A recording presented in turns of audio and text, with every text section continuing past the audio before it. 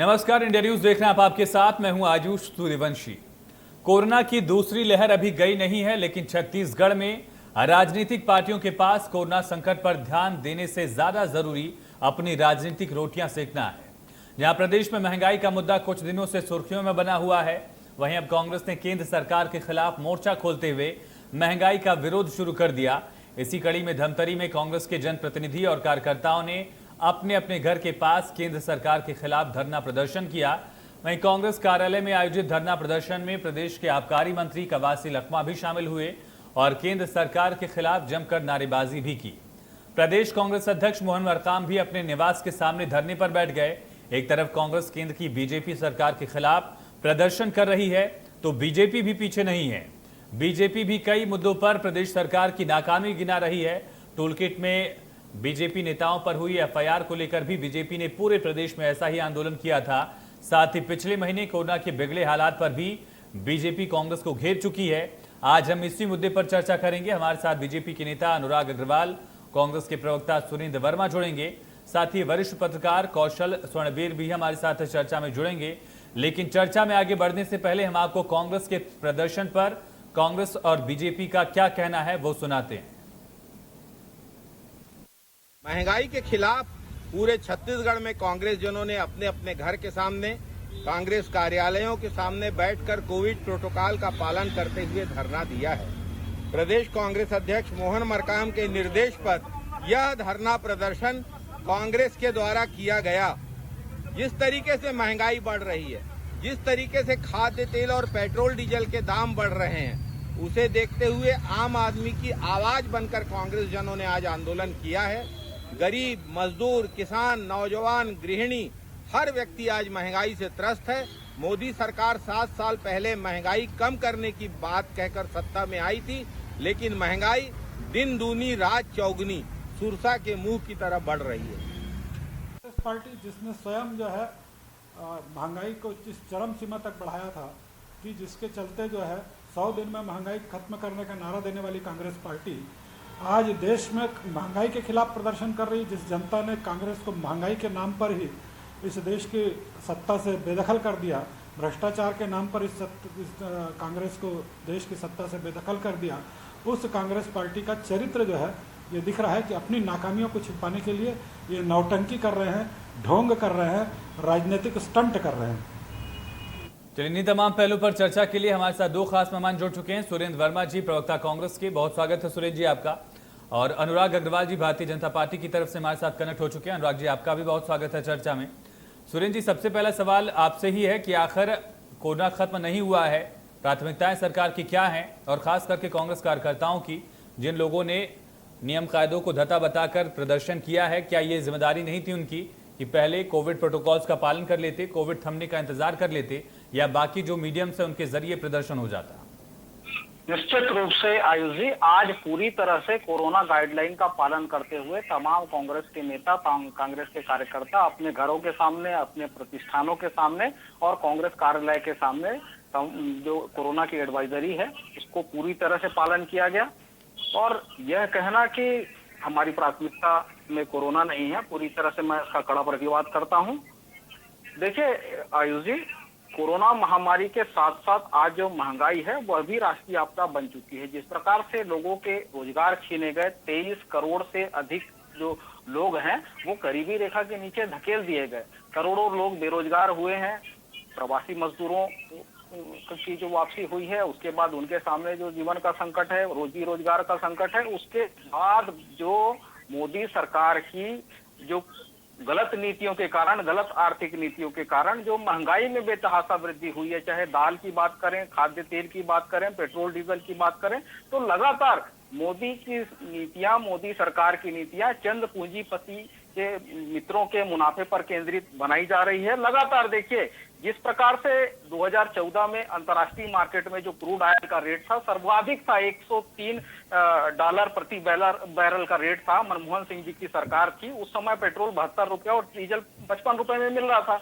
आज जब अंतर्राष्ट्रीय मार्केट में $70 प्रति बैरल के से नीचे का रेट है, उसके बावजूद 92 से 95 रुपए डीजल और पेट्रोल की कीमत है, तो निश्चित रूप से मोदी सरकार केवल और केवल मुनाफाखोरी का काम कर रही है और आपदा के समय भी आम जन को, और यही इनकी नीति है। और इसी को फोकस करते हुए जो पिछले दिनों आपको भी याद होगा आयुष जी की जो 3 कृषि कानून लाए गए थे, उसमें जो असेंशियल कमोडिटी एक्ट में जो संशोधन किया था, आवश्यक वस्तु की सूची से जो दलहन, तिलहन, खाद्य पदार्थ, तेल को जो बाहर किया गया था, तो इनके जो पूंजीपति मित्र हैं, चलिए ठीक है, इसका जवाब मैं लेता हूं। तीनों तेल के दाम पर जवाब मैं अनुराग जी से लूंगा। सुरेंद्र जी, लेकिन ये बताइए, जिस नेचुरल डिजास्टर के डेफिनेशन हमने पढ़ी थी उसमें महंगाई कभी शामिल नहीं किया गया। हालांकि एक नेचुरल डिजास्टर पर पूरी किताब अलग से भले पढ़ाई गई सीबीएसई कोर्स में हमें, और हर जगह पढ़ाई जाती है ताकि बच्चे अपना बचाव कर सके जब प्राकृतिक आपदा आए तब। उसमें महंगाई को शामिल नहीं किया। अगर कांग्रेस की सरकार आएगी उसको शामिल कर लीजिएगा आप लोग, ताकि बच्चे महंगाई से भी बचने के तरीके सीख सकें। लेकिन मेरा सवाल ये है कि इससे राष्ट्रीय आपदा से कंपेयर कितना संवेदनशील है और कितना नहीं है, और साथ साथ सरकार की प्राथमिकता फिलहाल क्या होनी चाहिए थी। फिर मैं अनुराग जी के पास जाऊंगा। सुरेंद्र जी। अंकुश जी, पूरी तरह से भूपेश बघेल सरकार कोरोना को फोकस करके काम कर रही है, और यही कारण है कि आज देश में संक्रमण की दर जो है वो सबसे नियंत्रित राज्यों में छत्तीसगढ़ शामिल है, जहां 3.5% के अंदर आ गया है।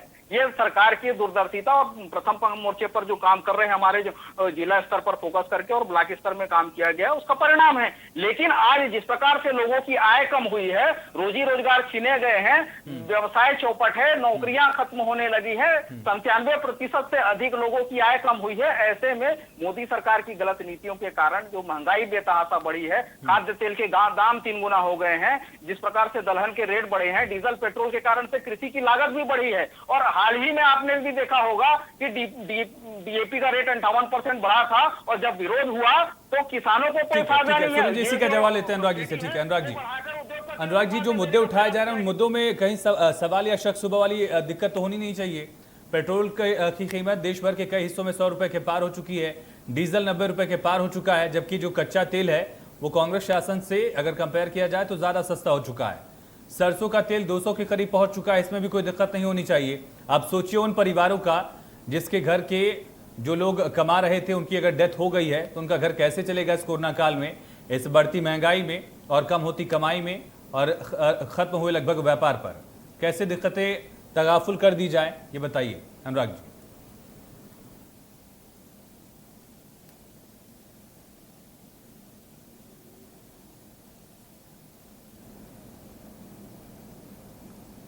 अनुराग जी, आपका शायद माइक ऑन नहीं है क्या, एक बार चेक करेंगे प्लीज। आपकी आवाज नहीं आ रही है। शायद आप मुझे सुन पा रहे हैं लेकिन आपकी आवाज नहीं पहुंच रही है।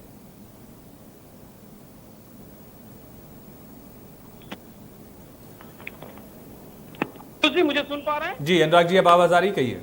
जी आयुष जी, मेरा कहना है कि कांग्रेस को वास्तव में महंगाई बढ़ने या उससे कोई मतलब नहीं है। ये अपनी गलतियों को छुपाने के लिए विभिन्न प्रकार के प्रपंच कर रहे हैं। वैसे तो कांग्रेस का महंगाई हटाओ का नारा अगर आप देखेंगे 1971 में पंचवर्ती योजना के बाद इंदिरा जी ने जो गरीबी हटाओ का नारा दिया था, उसके बाद 100 दिन में महंगाई कम करने के नारे के साथ ये सत्ता में आई थी।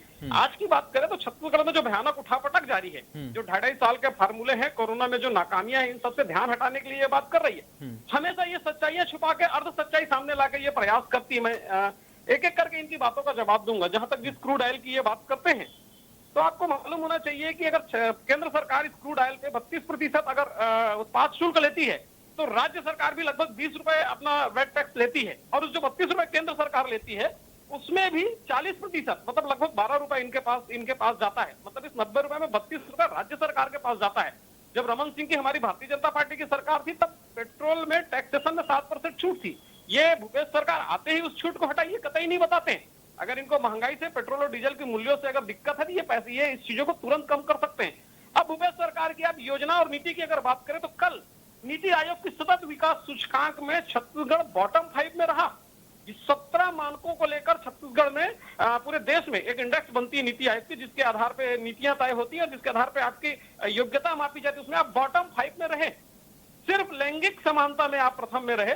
अगर आप सुरक्षा की बात करें, शांति की बात करें, उत्पाद की बात करें, गरीबी सूचकांक की बात करें, टॉप 5 में आपकी कहीं स्थिति नहीं है। खाद्य तेल और बाकी महंगाई की अगर आप बात करेंगे तो विश्व संयुक्त राष्ट्र के फूड इंडेक्स ने बताया है कि वैश्विक महंगाई का रेट बढ़ा है। खाद्य तेल की जहां तक बात करेंगे कि सरसों में केंद्र सरकार ने अन्य तेल को मिलाने से मना कर दिया है, और खाद्य तेल में भारत विदेशों पे आयात पे निर्भर है। आयुष जी, मलेशिया से हमारा सबसे ज्यादा पाम ऑयल आता है और मलेशिया के प्रधानमंत्री ने भारत की राष्ट्रीय अस्मिता पे प्रश्न चिन्ह उठाया, सीएए और कश्मीर के मुद्दे पर उन्होंने प्रश्न उठाया, तब केंद्र सरकार ने टैक्स क्रेडिट से हटा के ठीक है, आपकी बातें ठीक है, एक बार को मैं सच मान भी लूं, सारी बातों को तथ्य मान लूं आपकी जो तर्क है, लेकिन ये बताइए क्या महंगाई का मुद्दा आप लोग लेके सत्ता में नहीं आए थे? तो अगर ऐसा है तो ये माना जाए कि अगर कांग्रेस 50 सालों में गरीबी का नारा देकर भी गरीबी हटा नहीं पाई तो बीजेपी उसी मामले में महंगाई के मुद्दे पर कंपटीशन दे रही है कांग्रेस को। और अगर पेट्रोल डीजल की कीमतें कच्चे तेल की गिरी हुई दामों के बावजूद अगर बढ़ रही हैं तो इसके पीछे जिम्मेदार किसे माना जाए?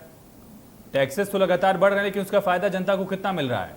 और खास करके उस समय में जब मैंने आपसे सवाल पूछा कि जिन परिवारों के लोग खत्म हुए हैं, 3000 लगातार रोज डेथ्स हो रही हैं, उन परिवारों का गुजारा कैसे चलेगा? देखिए आयुष जी, जिन बातों को आपने मेरे से पहले ये प्रश्न आपने कांग्रेस के मित्र से भी पूछा था, क्या कोरोना एक ऐसी आपदा थी जो हर समय देश में रहती है या पूरे विश्व में हमेशा रहती है? एक ऐसी वैश्विक आपदा है जिसमें साथ मिलकर खड़ा होकर लड़ने की आवश्यकता है। इस आपदा को अगर आप अवसर बनाने की कोशिश करेंगे और अपने टूल किट के योजना के अनुसार अगर बदनाम करने की कोशिश करेंगे तो बातें दूसरी ओर जाएंगी। मैंने अक्षर से एक एक चीजों को बताया कि किन चीजों में क्या क्या सरकार व्यवस्थाएं कर रही है। अब केंद्र सरकार जो पैसे ये टैक्स की ले रही है, चाहे पेट्रोल के टैक्स हो या अन्य टैक्सों के, उनका उपयोग भारतीय जनता के लिए ही वापस आ रही है। आप देखिए 48 लाख मकान हम देना चालू किए। जल जीवन मिशन के तहत लगभग 2 करोड़ घरों में स्वच्छ जल पहुंचाएगा। आजादी के 70 साल में भी सभी मकानों में स्वच्छ जल नहीं है। 9000 करोड़ इसके मद में हमने छत्तीसगढ़ को दिया। इस पैसे का ये बंधन, ठीक है, मैं लौटता हूँ अनुराग जी आपके। लेकिन सुरेंद्र जी मेरा सवाल आपसे है, ठीक है आप जवाब देना चाह रहे थे, लेकिन सुरेंद्र जी एक बार तस्वीरें भी देखिए, अगर आप तस्वीरें देख पा रहे हैं तो सुरेंद्र जी को विजुअल्स दिखाए जाएं कि आखिर जो कांग्रेस के नेता है वो नियम कायदों का कितना पालन कर पा रहे हैं। देखिए सुरेंद्र जी कि किसी ने मास्क नहीं लगाया, किसी का मास्क गले से नीचे है, किसी का मास्क नाक से नीचे है, कुछ लोग जो हैं वो 1-1 फीट की दूरी पर खड़े हैं जहां पर 2 गज की दूरी बताई जा रही है। सर कोरोना खत्म नहीं हुआ, 3000 डेथ्स लगातार हो रही है देश में। ये बातें क्या कांग्रेस अपने कार्यकर्ताओं को नहीं समझा पाई है, या फिर ये तस्वीरें देखने के बाद ये मान लिया जाए कि देश सुधर जाएगा लेकिन सियासत नहीं सुधरेगी? आयुष जी, 1-2 चित्रों को देखकर उसको जनरलाइज करना उचित नहीं है। निश्चित रूप से जो कल निर्देश जारी किया गया था कांग्रेस कमेटी के द्वारा, स्पष्ट निर्देश था कि अपने घरों और प्रतिष्ठान के सामने सोशल डिस्टेंसिंग और तमाम एडवाइजरी का पालन करना है। जो अनुराग अग्रवाल जी कर रहे हैं, मैं उसका जवाब देना चाहूंगा कि जिस प्रकार से 1947 में आजादी के समय 70% लोग गरीबी रेखे के नीचे थे और 2014 की सुरेंद्र जी, जिन लोगों ने नियम कायदे तोड़े हैं कांग्रेस कार्यकर्ताओं ने, उन पर कार्रवाई करेंगे आप कि जान जोखिम में अपनी भी डाल रहे हैं, बाकी लोगों की डाल ही रहे हैं? ये लगातार इस प्रकार से जो है कांग्रेस संगठन के द्वारा भी निर्देश जारी किया गया था और 1-2 इस प्रकार की घटनाओं को लेकर जनरलाइज करना उचित नहीं है। आज निश्चित रूप से कोरोना के साथ साथ जो महंगाई की त्रासदी है वो भी राष्ट्रीय आपदा बन चुकी है। आज लोगों के साथ रोजगार के संकट है और उसके साथ साथ, लेकिन महंगाई को आप कोरोना से कंपेयर नहीं कर सकते हैं। 2700-2800 डेथ्स लगातार हो रही हैं, इस चीज को ध्यान में रखिए, वो समझाइए। तीसरी वेव आने वाली है, फंगस से लगातार लोग मर रहे हैं। क्या इस चीज की इंटेंसिटी को समझ नहीं पा रही हैं आप लोग कि लगातार जिस तरह से लोग भुगत रहे हैं और भुगते हैं, अपनों को जिन लोगों ने खोया है वो चीजें समझ नहीं पाए क्या अभी आप लोग? के नीचे संक्रमण की रफ्तार है पूरी तरह से नियंत्रण में है आज। लेकिन कोरोना का बहाना बनाकर जिस प्रकार से भारतीय जनता पार्टी के नेता किस प्रकार से अनर्गल बयानबाजी कर रहे हैं, कल उनके वरिष्ठ नेता बृजमोहन अग्रवाल जी क्या कहते हैं, जिस प्रकार से निर्मला सीतारमण कहती है कि प्याज महंगा हो गया, मैं तो प्याज खाती नहीं, मेरे को क्या फर्क पड़ना है। ये धन्ना सेठ लोगों की पार्टी है, पूंजीवादियों की पार्टी है। बृजमोहन अग्रवाल की भी बात वैसी है कि ये जिनको जो कांग्रेस को वोट देते हैं, जो कांग्रेस की विचारधारा के साथ है, वो खाना छोड़ दे, अन्य जल छोड़ दे, पेट्रोल डीजल का उपयोग करना बंद कर दे। सच्चाई ये है आयुष जी कि जो 2014 में पेट्रोल पर जो एक्साइज ड्यूटी थी 9 रुपए 48 पैसा, आज 32 रुपए। सवाल तो मैंने पूछा जिसका जिक्र आप करें, वो सवाल मैंने पहले ही पूछ लिया अनुराग जी से, और बृजमोहन अग्रवाल के बयान का जिक्र किया, उस पर भी कल बीजेपी से मैंने पूछा था। बृजमोहन अग्रवाल साहब ने कहा कि खाना छोड़ दे कांग्रेस के लोग, तो मैंने उस पर सवाल पूछा था। लेकिन मेरा सवाल वही था कि जो पार्टी सत्ता में है कम से कम उससे जवाबदेही की बात तय की जाए, और जो सत्ता में नहीं है कम से कम उसकी भी जिम्मेदारी तय हो। मेरा सवाल यही था, बस इतना सा ही था। का पालन करना हम सबकी जवाबदारी है। ठीक है सुरेंद्र जी, मैं आपके पास लौटता हूं। कौशल सोनबीर जी हमारे साथ जुड़ चुके हैं, वरिष्ठ पत्रकार। कौशल जी, जो फिलहाल प्रदर्शन आज का दिखा है, महंगाई के मुद्दे को लेकर कांग्रेस ने प्रदर्शन किया, बीजेपी उस पर पलटवार कर रही है। फिलहाल स्थिति किस रूप से आप देखते हैं? कांग्रेस उसे राष्ट्रीय आपदा मानती है और बीजेपी मानती है कि लोग एक वक्त तक खाना छोड़ दें तो महंगाई कम हो जाएगी। कौशल जी, सर आवाज पहुंच रही है क्या आप तक? चलिए, शायद कौशल जी तक आवाज नहीं पहुंच रही है, लेकिन अनुराग जी, जो सवाल पूछा जा रहा है कि आखिर महंगाई के मुद्दे को लेकर बीजेपी चुप क्यों है, और सीधा जो सवाल है कि आखिर महंगाई बढ़ क्यों रही है और खत्म कब होगी ये?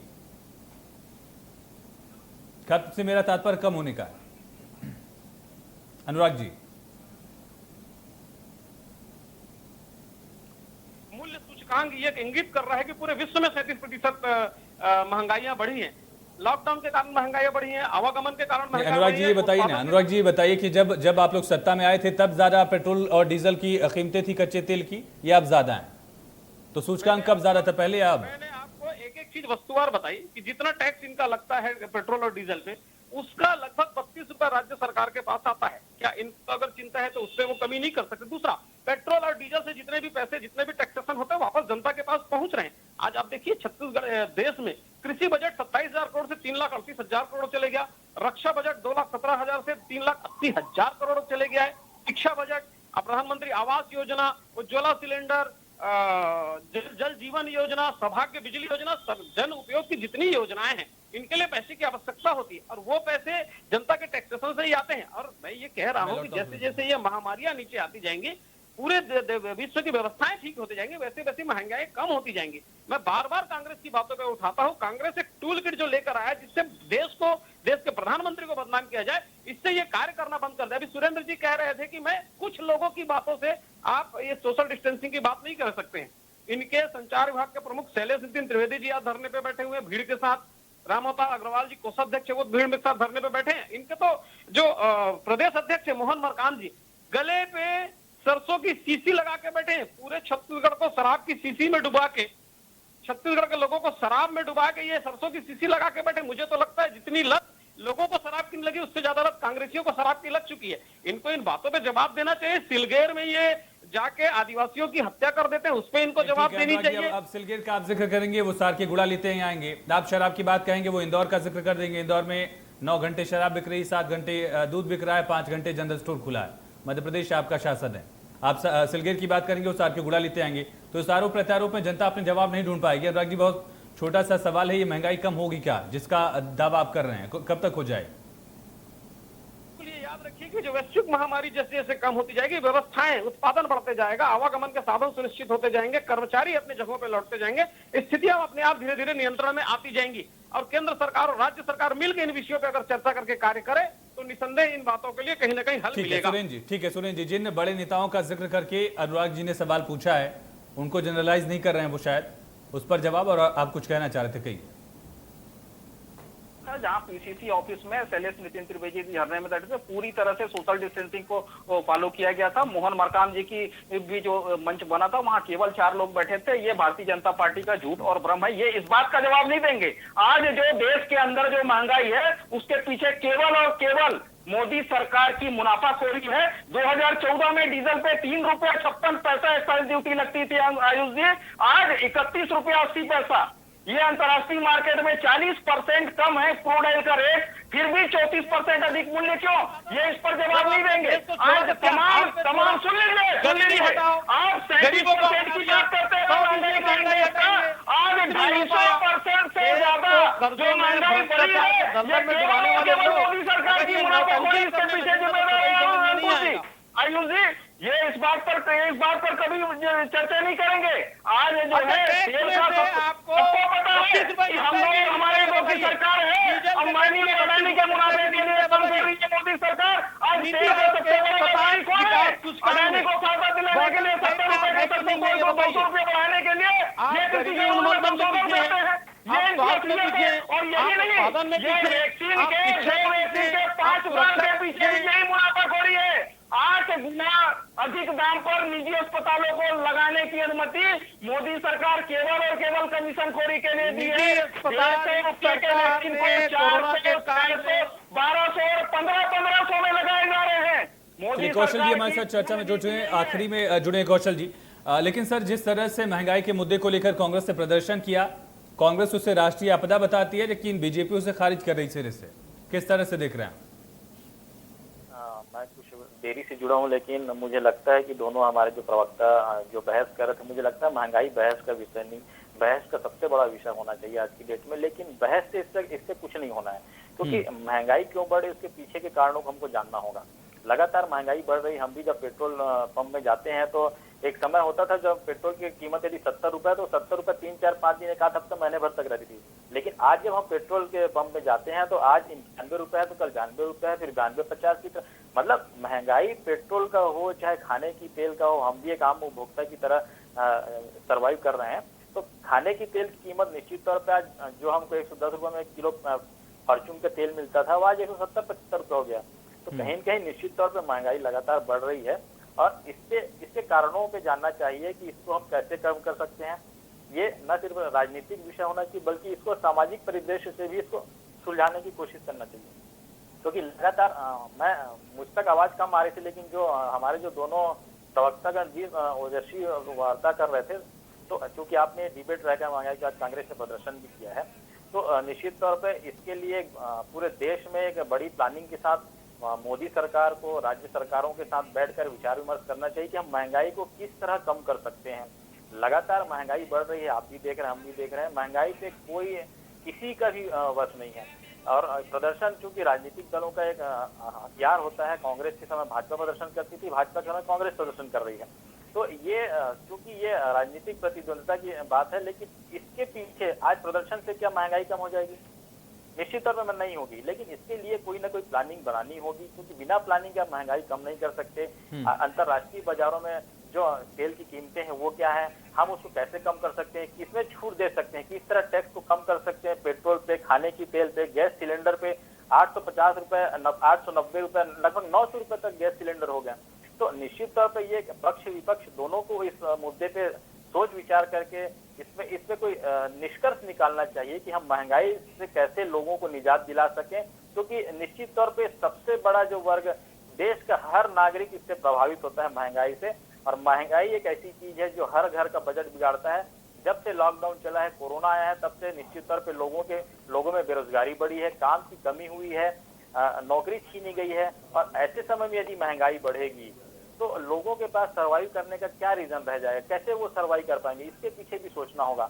आप 2000 5,000 रुपए की मदद यदि सरकार को कर रहे हैं तो उस 2000 रुपए में किसी का घर चलने वाला नहीं है। इसके लिए कोई ठोस रणनीति बनाए कि जिनकी रोजगार छीनी है उनको हम कैसे मदद कर सकते हैं, उसको किस तरह रोजगार से जोड़ा जा सकता है। इसका मुझे लगता है कि लंबी चर्चा होनी चाहिए। सुरेंद्र जी, आप कुछ कहना चाह रहे थे? ठोस रणनीति बनाने की जरूरत है और एक म्यूचुअल कॉपरेशन हो दोनों सरकारों के बीच, राज्य और केंद्र सरकार के बीच, लेकिन ये कॉपरेशन दिखता नहीं है छत्तीसगढ़ और केंद्र के बीच कम से कम। हमारा हाथ जोड़ के निवेदन है भारतीय जनता पार्टी से, 6 महीने से जो किसान दिल्ली की सीमा पर बैठे हैं, ये एक बड़ा उदाहरण है। आवश्यक वस्तु अधिनियम में जो संशोधन करके जो स्टॉक लिस्ट की सूची से बाहर किया गया है, खाद्य तेल को, दलहन को, तिलहन को, ये बड़ा उदाहरण है। जमाखोरी, कालाबाजारी और इस प्रकार से जो ओवर रेटिंग का जो है ज्यादा एकदम से बढ़ाना, तो सरकार का नियंत्रण इस पे होना चाहिए। मोदी सरकार की गलत नीतियां इसके पीछे जिम्मेदार है और सरकार को। सुरेंद्र जी, कानून लागू कहाँ हुआ अभी? आयुष जी, सुरेंद्र जी, वो कानून लागू कहाँ हुआ अभी?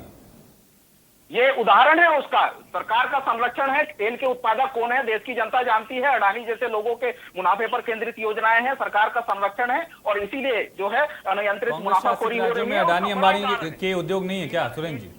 डीजल में 10 गुना सेंट्रल एक्साइज बढ़ा है, एक्साइज ड्यूटी जो है, और यही कारण है। ये केवल डीजल की बात नहीं है, आम उपभोक्ता वस्तुओं में भी सरकार जो है लगातार चंद पूंजीपतियों के मुनाफे पर केंद्रित नीति बना रही है, उनको संरक्षण मिल रहा है और इसी कारण जो खाद्य पदार्थ है वो बेतहाशा वृद्धि हुई है। अनुराग जी, ठीक है, मेरे पास वक्त है। सुरेंद्र जी, अनुराग जी, ठीक है।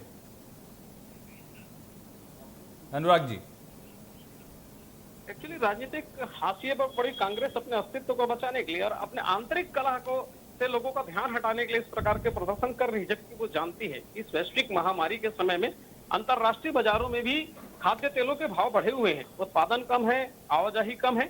फिर मैं बार बार कहता हूं, अगर इनको वास्तव में जनता को राहत देनी है तो जैसे कौशल जी ने कहा कि क्रमिक आपस में बैठकर बातचीत हो और आप प्रदर्शन करने की अपेक्षा छूट दें। जो भारतीय जनता पार्टी के शासनकाल में पेट्रोल डीजल में टैक्सेशन में छूट थी, उस पर ये छूट दें। आपने सुरेंद्र वर्मा जी हॉस्पिटल की बात उठाई। पंजाब में, कांग्रेस शासित पंजाब में टीका निजी अस्पतालों को दिया गया, लोगों के विरोध से वापस आया। आपने एक रेट तय कर दिया था रायपुर में कोरोना काल में बीमारी के इलाज का, लेकिन निजी अस्पतालों में कहां उस नियमों का पालन हुआ। लगभग 80,000 कंप्लेंट आए। आप सिर्फ 4-5 को नोटिस देके उसकी तीसरी कर दिए। ठीक है, इस ठीक प्रदेश है। के लोग शारीरिक रूप से तो ठीक हो गए, लेकिन आर्थिक रूप से बीमार हो गए। उसकी बीमारी- चलिए, बहुत शुक्रिया और सुरेंद्र जी आपका इस चर्चा में जुड़ने के लिए। अनुराग जी आपका बहुत शुक्रिया। कौशल जी आप लेट से जुड़े, आपका भी बहुत शुक्रिया चर्चा में शामिल होने के लिए। महंगाई का मुद्दा बड़ा मुद्दा और खासतौर पर उस वक्त जब जनता पहले से ही कोरोना की वजह से परेशान है। महंगाई की मार लगातार जेब पर पड़ रही है और साथ ही व्यापार की अगर बात की जाए, नौकरियों की अगर बात की जाए तो इन सब तमाम पहलुओं पर असर पड़ा है और महंगाई उस पर और ज्यादा बोझ डाल रही है। फिलहाल इस चर्चा में इतना ही। खबरें लगातार जारी हैं, बने रहें।